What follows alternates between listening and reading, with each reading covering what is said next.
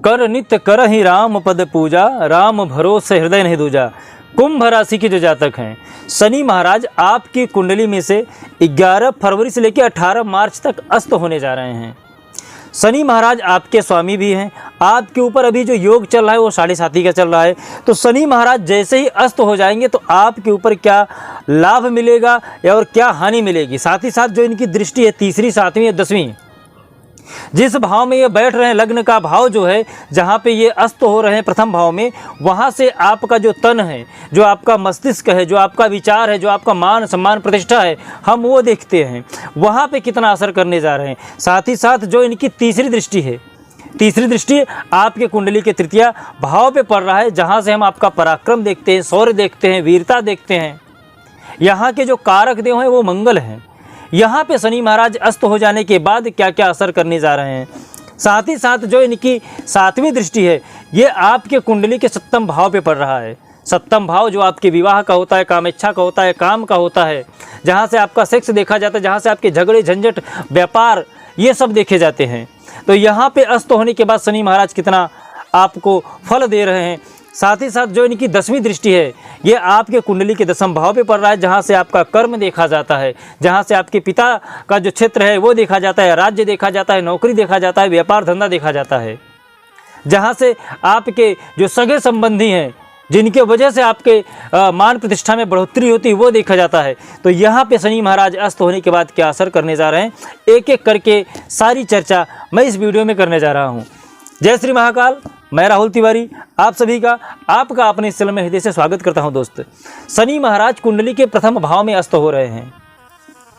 शनि महाराज आपके स्वामी भी हैं, लेकिन यहाँ के जो कारक देव हैं प्रथम भाव के जो कारक देव हैं वो सूर्य महाराज हैं, और सूर्य और शनि में बनती नहीं है।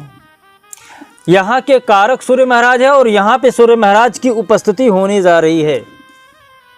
तो जो आपके ऊपर 7.5 का योग लगा था, शनि महाराज जैसे ही अस्त हो जाएंगे तो आपके कुंडली पर सूर्य का प्रभाव हो जाएगा।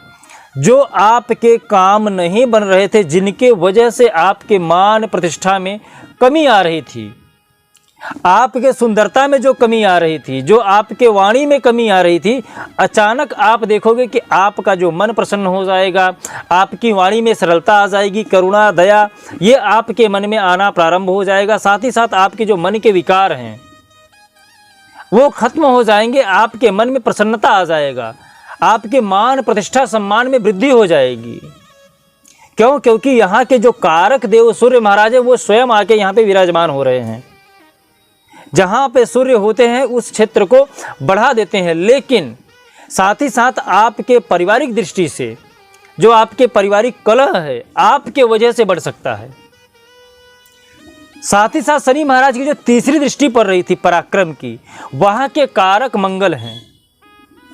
शनि और मंगल में नहीं बनता है, लेकिन जैसे ही शनि शांत हो जाएंगे, शनि अस्त हो जाएंगे, आपके पराक्रम में वृद्धि हो जाएगी, शौर्यता में वृद्धि हो जाएगी, मान प्रतिष्ठा में आपकी वृद्धि हो जाएगी। आपके अंदर जो फैसले लेने से पहले बार बार आप विचार कर रहे थे कि मैं ये काम करूं नहीं करूं, लाभ होगा या हानि होगी, जो आपके मन में उलझन चल रहा था वहाँ से आपको निजात मिल जाएगा। आपके जो कुटुंब के लोग हैं, मामा के क्षेत्र से, वहाँ से आपको कुछ अच्छा शुभ सूचना मिल सकता है जैसे ही शनि अस्त हो जाएंगे। तब शनि महाराज की जो 7वीं दृष्टि पड़ रही थी वो आपके कुंडली के 7म भाव पे पड़ रहा था। 7म भाव वहाँ के जो कारक देव हैं शुक्र हैं, यहाँ पे आपको मजबूती मिल रही थी। आपका जो विवाह का क्षेत्र है, जो आपके काम का क्षेत्र है, यहाँ पे बढ़ोतरी देखने को मिल रही थी। जो आपकी शादी रुकी हुई थी, यहाँ पे शनि की दृष्टि से आपको उसमें सरलता मिल रहा था, लेकिन जैसे ही शनि शांत हो जाएंगे, अस्त हो जाएंगे, तब आपके विवाह में कुछ बाधाएं आ सकती हैं। आपके जो पति पत्नी का रिश्ता है वहाँ पे थोड़ा सा आपको विचार करने की योग्य है। आपके पारिवारिक जो दृष्टि है वहाँ पे थोड़ा सा कलह बढ़ सकता है, खासकर आपके लव लाइफ में लेके, और जो आपका पति पत्नी का रिश्ता है उसमें कुछ ऐसे विचार आ जाएंगे कि आपको थोड़ी सी दूरी बनता हुआ दिखेगा। लेकिन यहीं पे आपको समझने की ज़रूरत है, यहीं पे आपको शनि को शांत करने की ज़रूरत है। शनि महाराज की जो 10वीं दृष्टि है वो आपके कुंडली के कर्म पे पड़ रहा है।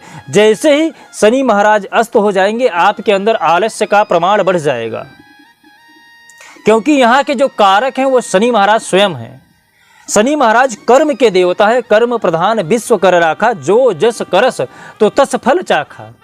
शनि महाराज ही दंड का विधान रचते हैं, कर्म का विधान रचते हैं, कर्म के अनुसार दंड देते हैं।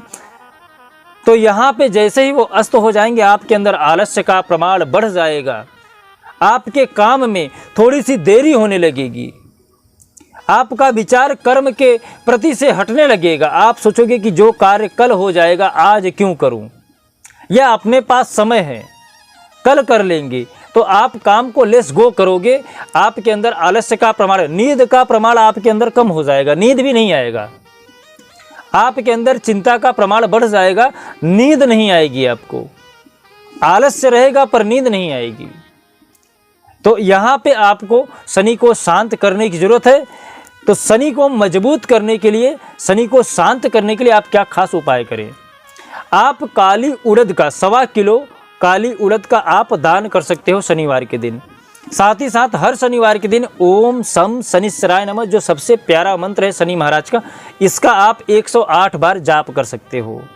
साथ ही साथ आप राई का तेल हर शनिवार के दिन शनि भगवान के ऊपर चढ़ा सकते हो, काला तिल डाल के। साथ ही साथ हर शनिवार के दिन सुंदरकांड का पाठ या हनुमान चालीसा का पाठ आप कर सकते हो। जो आप कर सकते हो, इसमें से जरूरी नहीं कि सारे उपाय करिए, जो आपको अच्छा लगे आपके मुताबिक आप उसे कर सकते हो।